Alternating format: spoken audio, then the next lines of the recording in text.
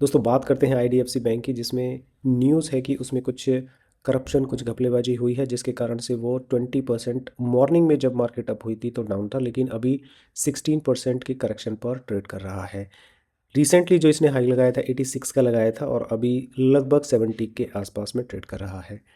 मैंने technical analysis already कर रखा था, लेकिन कभी आपके साथ शेयर नहीं किया था क्योंकि मैं इस पर्टिकुलर मूवमेंट का वेट कर रहा था। तो आज ये मूवमेंट आ गया है और इस पे मैं अपना टेक्निकल एनालिसिस आपको देता हूँ और अपना व्यू इस पे बताऊँगा, अपना सेटअप इस पे बताऊँगा। स्टॉक बहुत अच्छा है एज़ पर माई अंडरस्टैंडिंग, लेकिन कभी न्यूज़ के कारण से जब प्राइस नीचे गिर जाता है तो हमें किस तरह से इस तरह के मूवमेंट में इन्वेस्टमेंट का प्लान करना चाहिए, वो स्ट्रेटेजी अपनी आपके साथ में शेयर करूँगा। तो वीडियो इंपॉर्टेंट है, एंड तक देखिएगा, सारा टेक्निकल एनालिसिस बताऊँगा। तो होपफुली आपके लिए ये अच्छा रहेगा लॉन्ग टर्म इन्वेस्टमेंट की प्लानिंग करने के लिए। चलिए फ्रेंड, चार्ट पर आ जाते हैं। अभी मैं डेली के टाइम फ्रेम पे हूँ, लेकिन मार्किंग सब कुछ पूरा सेटअप कर रखा है क्योंकि मैं इसको छेड़ना नहीं चाहता, क्योंकि इस पे मैंने काफ़ी वर्क किया था। तो आपको लेके चलता हूँ पहले मैं 12 मंथ की कैंडल पे। अब आप इसमें देख रहे हैं कि एंट्री पॉइंट मैंने ऑलरेडी मार्क कर रखे हैं। तो ये मैंने क्यों मार्क कर रखे हैं, क्योंकि देखिए स्टॉक बहुत बढ़िया है और हमें तो इस तरह की घटनाओं का वेट करना चाहिए कि प्राइस उसका गिरे, हमें कोई भी महंगी चीज़ है वो सस्ते दामों में मिले। हमें तो इस चीज़ का वेट करना चाहिए, इस दिन का वेट करना चाहिए और प्रे करनी चाहिए कि ऐसे स्टॉक्स में हमें एंट्री मिल पाए। तो दोस्तों, ईयरली टाइम फ्रेम पे आप देखेंगे तो इसने जो 23 में ऑल टाइम हाई लगाया हुआ है, 100 रुपीज़ का लगाया हुआ है, लेकिन उसके बाद से काफ़ी गिरावट आई है और ईयरली टाइम फ्रेम पे एक काइंड ऑफ डिमांड जोन बन रहा है। बहुत अच्छी क्वालिटी का तो नहीं है। वहीं से ही फिर से रिएक्शन हुआ और इसने लगभग जो 90 का टॉप लगाया था उसके बाद से फिर से गिरावट होने के बाद में 70 पर ट्रेड करा है। यहाँ से ये पता चला। 6 मंथ पे अगर हम देखते हैं तो ऊपर आप देखेंगे मैंने एक सेलिंग जोन मार्क किया हुआ है जो कि हाफ ईयरली का है। तो इट मीन्स कि ये सेलिंग जोन में जा चुका है, तो सेलिंग तो इसमें होगी होगी। अब वो सेलिंग चाहे न्यूज़ की वजह से हुई हो या किसी और वजह से हुई हो, उससे हमें कुछ लेना देना नहीं है।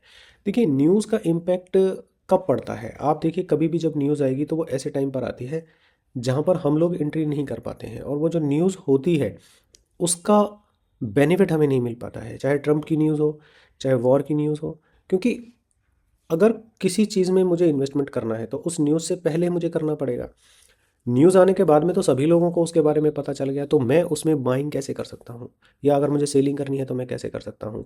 अब जैसे कि आईडीएफसी की जो न्यूज़ है वो सैटरडे को आई है। अब सैटरडे को जिसके पास में इसकी होल्डिंग होगी वो तो सेल कर ही नहीं पाएगा, लेकिन अगर वो टेक्निकल एनालिसिस के बेस पे चलेगा तो टेक्निकल में हमें पहले से ही पता होता है कि भाई ये सेलिंग जोन है, ये बाइंग जोन है, तो वहाँ पर हम अपना प्लान जो है वो एग्जीक्यूट कर सकते हैं टाइम से। लेकिन न्यूज़ पे अगर हम न्यूज़ बेस अगर हम ट्रेडिंग करते हैं या इन्वेस्टमेंट करते हैं तो उसका तो इम्पैक्ट ही नहीं पता चलेगा। अब जिस पे इसकी होल्डिंग थी, अब वो प्राइस नीचे आ गया है तो वो सेल ही नहीं कर पाएगा भाई बेचारा। 16 या 20% लॉस में कैसे बुक करेगा, या अगर प्रॉफिट भी चल रहा होगा तो उतने का उसको अभी शॉर्ट टर्म में तो उतना प्राइस उसका कम हो गया, उसका प्रॉफिट कम हो गया है। तो अगर मुझे पता है कि अब सेलिंग जोन में चला गया है तो मैं वहाँ पर ऑलरेडी अपनी जो होल्डिंग है उसको सेल कर दूंगा और वेट करूंगा कि दोबारा से उसमें करेक्शन हो जाए 20-25% का, तो हम फिर से एंट्री कर सकते हैं। तो न्यूज़ पे अगर आप डिपेंड रहेंगे ट्रेडिंग या इन्वेस्टमेंट करने के लिए, तो मेरे अंडरस्टैंडिंग से तो वो ठीक तरीका नहीं है। बट एनीवेज मेरे अकॉर्डिंगली तो वो सेलिंग जोन में था, प्राइस को नीचे आने का हम वेट कर रहे थे। और आप देखेंगे एंट्री नंबर 1 जो 70 पे मैंने मार्क की हुई है, मैं जैसे ही 3 महीने पे जाता हूँ तो मैंने यहाँ पर कर दी है, क्योंकि स्टॉक बहुत बढ़िया है, इन्वेस्टमेंट करना स्टार्ट कर देंगे।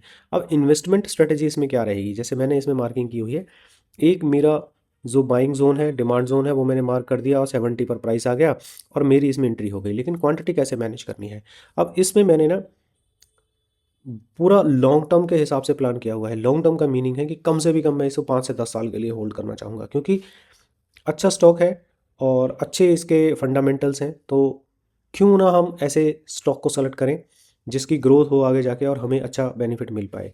तो मैंने पहली एंट्री कर दी है। अब स्ट्रेटेजी क्या रहेगी इसमें, स्ट्रेटेजी आप देखेंगे कि EMA 20 भी यहाँ पर चल रही है और इसका भी सपोर्ट मिल रहा है। तो ये हो गई मेरी एंट्री नंबर 1। अब मैं इसमें क्या करूँगा, जैसे कि मैं किसी स्टॉक में 1 लाख रुपीज़ इसमें इन्वेस्ट करता हूँ, तो यहाँ पर मैं 25% की मैंने इन्वेस्टमेंट आज के दिन में मैंने यहाँ पर कर दी। मैंने अपनी जो भी इसकी होल्डिंग थी वो ऑलरेडी सेल की हुई थी, वो मैंने बिल्कुल स्टार्टिंग में ही कर दी थी, जहाँ पर ये आ रहा है ना, मैंने 80 पर ही यहाँ पर सारी सेल कर दी थी।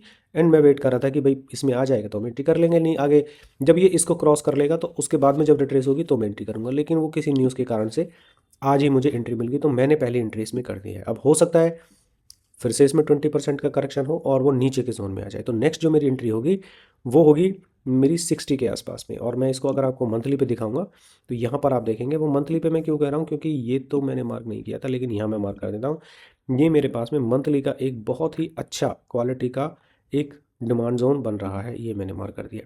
तो सेकंड, अब इसमें ध्यान रखेंगे क्वांटिटी कितनी बाई करनी। क्वांटिटी का मीनिंग है 25%, 25,000 रुपये मैंने यहाँ पर डाले, 25,000 ही मैं यहाँ पर डालूंगा, मतलब सेम क्वांटिटी नहीं डालनी क्योंकि क्वांटिटी तो मेरे पास में ज़्यादा आएगी। तो 25,000 रुपये मैं डालूंगा इसका 60 के आसपास में। नेक्स्ट जो 25,000 मेरे और भी अगर न्यूज़ आती है और भी ज़्यादा डाउन हो जाता है तो वो मैं डालूंगा 50 के आसपास में।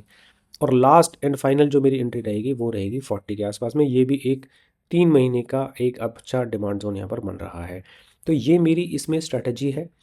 अब आप देखेंगे ना, इसमें क्वांटिटी है, जितनी मैंने क्वांटिटी यहाँ बाई करी है, अब मुझे वो 40 रुपये में मिल रहा है, मतलब लगभग आधे प्राइस में मिल रहा है। तो मेरे पास में जो क्वांटिटी होगी और जो एवरेज प्राइस मिल के आएगा वो करीब करीब 50 के आसपास में होगा। इसके बाद में मैं इसमें और पैसा नहीं डालूंगा। ये मैं 1 लाख रुपए को मैंने 4 भाग में डिवाइड कर दिया और इस तरह से मैं यहाँ पर डालूंगा। हाँ, अगर ये प्राइस यहीं से ही रिवर्सल ले लेता है, कोई ज़रूरी नहीं है कि प्राइस यहाँ पर आए, ऐसा तो कुछ नहीं है। ये स्टेप तो मैंने इसलिए बताया है सेकंड वाला, कि अगर प्राइस यहाँ पर आएगा तो ही हमें एंट्री करनी है। अगर प्राइस यहाँ पर नहीं आएगा और यहीं से ही रिट्रेस लेता है तो इस बार मैं 80 पे फिर से उसको सेल कर दूंगा, मैं उसको और लॉन्ग टर्म के लिए होल्ड पे नहीं रखूँगा। तब ये मेरी ट्रेडिंग में कन्वर्ट हो जाएगी, क्योंकि मुझे इमीडिएट रिएक्शन मिला, 10, 12, 15% मुझे अगर मिलता है तो निकल जाने में क्या बुराई है, फिर से हम लोग इसमें वेट करेंगे। लेकिन अगर ये नीचे जाता है तब तो होल्डिंग ही रहेगी, फिर नीचे जाता है तो होल्डिंग रहेगी, यहीं से रिट्रेस होता है तो फिर हम वेट करेंगे लॉन्ग टर्म के लिए। फिर 80 पे सेल नहीं करेंगे, उस पर हम फिर देखेंगे कि आगे इसमें क्या स्ट्रक्चर बन रहे हैं।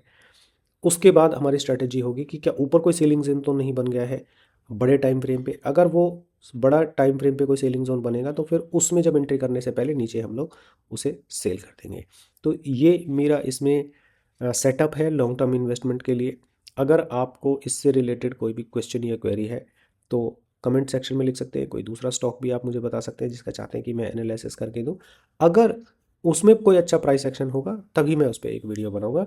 काफ़ी सारे फॉलोअर्स ने, सब्सक्राइबर ने कुछ स्टॉक्स लिखे हुए हैं, लेकिन उनमें कुछ बहुत ज़्यादा एक्शन नहीं बन रहा है तो मैंने उस पर वीडियो नहीं बनाया है। लेकिन अगर उन किसी में भी कोई भी अच्छा प्राइस एक्शन होगा तो डेफिनेटली मैं उस पर वीडियो बनाऊंगा। Thank you friends for watching my video. Please come back again for such wonderful videos. Thank you.